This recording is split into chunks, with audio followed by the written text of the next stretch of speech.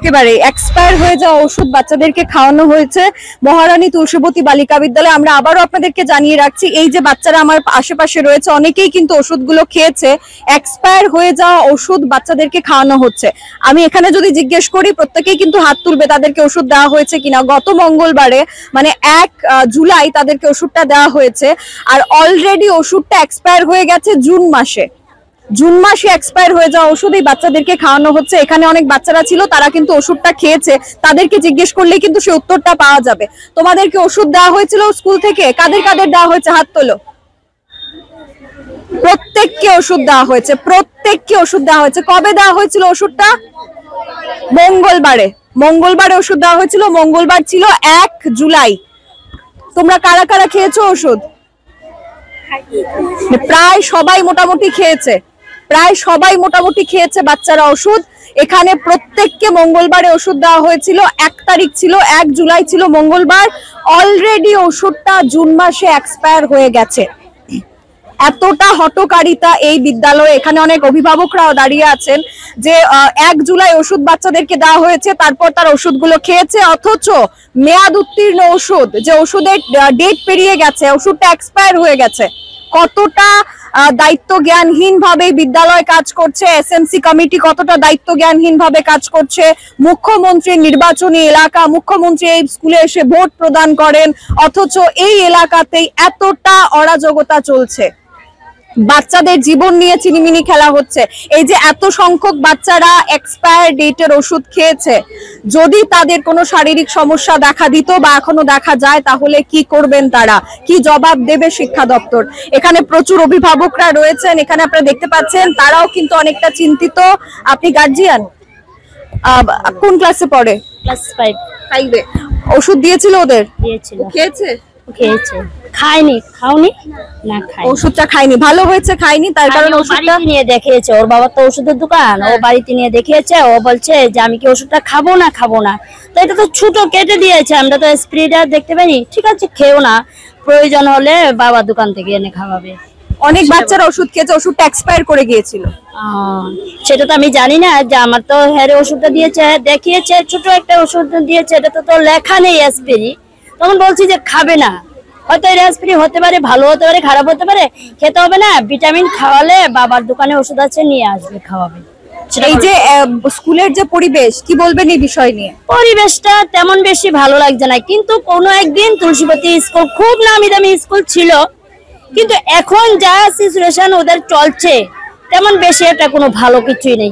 Ruling class চলছে না, ruling school চলছে না। সেদিন মিটিং এ ডাকিয়েছে, মিটিং এ ডাকার পরে বলছে যে রুলিং ক্লাস চলবে কিনা। তখন গার্জিয়ানরা বলছে হ্যাঁ চলতে হবে রুলিং না চললে তো স্টুডেন্ট নষ্ট হয়ে যাচ্ছে। আমরা হলিক্রস থেকে এনে এখানে দিয়েছি, নষ্ট হয়ে যাচ্ছে। তাহলে বলছে ঠিক আছে রুলিং চলবে, তার মধ্যে শনি রবিবার তো বন্ধই থাকে। অন্যদিন যে ক্লাসগুলি চলে ঠিকভাবে চলে না। ক্লাসগুলি পরীক্ষা চলে আসছে, ঠিকভাবে তাদের পড়াশোনার সিলেবাসই ঠিকভাবে দেয়নি, তাহলে কিভাবে ওদের পড়াশোনা দিয়ে হবে? এমনই চলছে আর কি, এমনই চলছে। তবে খাওয়া দাওয়া তেমন বেশি ভালো না, ওরা খায় না। ওরা বলছে কল থেকে জল চেপে নিয়ে ঢেলে দিয়েছে তরকারির মধ্যে, আমরা এগুলি খাবো না। ওরা খায় না, ওরা না খেয়ে বাড়িতে চলে যায়। ওদের জন্য আমাদের টিফিন দিয়ে দেওয়া হচ্ছে, এমনই চলছে আর কি। অভিযোগের কিন্তু শেষ নেই, একাধিক অভিযোগ সেখানে উঠে আসছে, একের পর এক অভিযোগ সেখানে উঠে আসছে। আরো একজন অভিভাবক রয়েছেন, আপনি কোন ক্লাসে পড়ে? আমার নাতি ক্লাস 5 এ পড়ে। আচ্ছা, ওষুধ খেয়েছো? না, খাই নাই।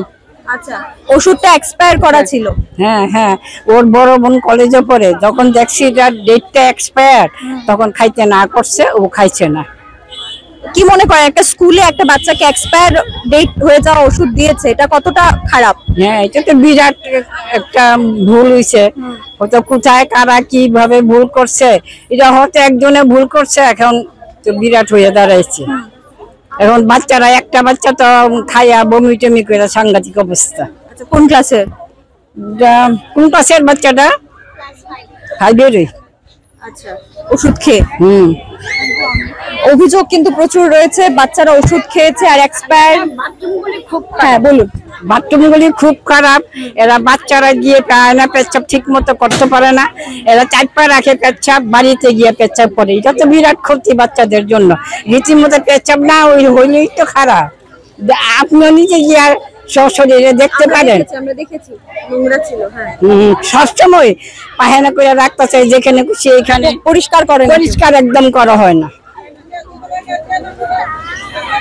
এখানে কিন্তু আপনারা দেখতে পাচ্ছেন যারা অভিভাবকরা সচেতন রয়েছেন তারা অভিযোগ করছেন, একাধিক অভিযোগ রয়েছে। অভিযোগের তালিকার কিন্তু কোনো শেষ নেই।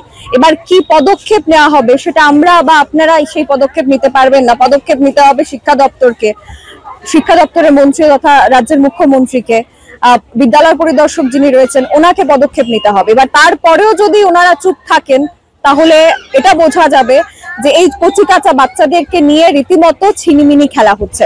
আমরা সরাসরি গ্রাউন্ড জিরো থেকে আপনাদের সাথে ছিলাম এতক্ষণ পর্যন্ত। আমাদের সাথে আমার সহকর্মী রূপেন ভট্টাচার্যের সাথে আমার সহকর্মী পল্লবের সাথে আমি সুজাতা, দা সোশ্যাল বাংলা।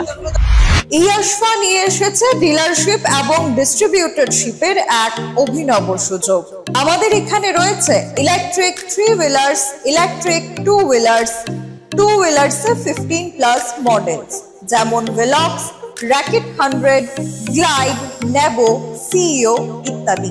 আজই ডিলারশিপ এবং ডিস্ট্রিবিউটরশিপের বিষয়ে বিস্তারিত জানতে যোগাযোগ করুন ইয়াশফা অটোমোটিভ, মধুবন, কাঁঠালতলি মার্কেট, আগরতলা, পশ্চিম ত্রিপুরা, অথবা যোগাযোগ করুন 8826909147 অথবা 8130707041 নম্বরে, অথবা ভিজিট করুন আমাদের ওয়েবসাইট www.eyashfa.com।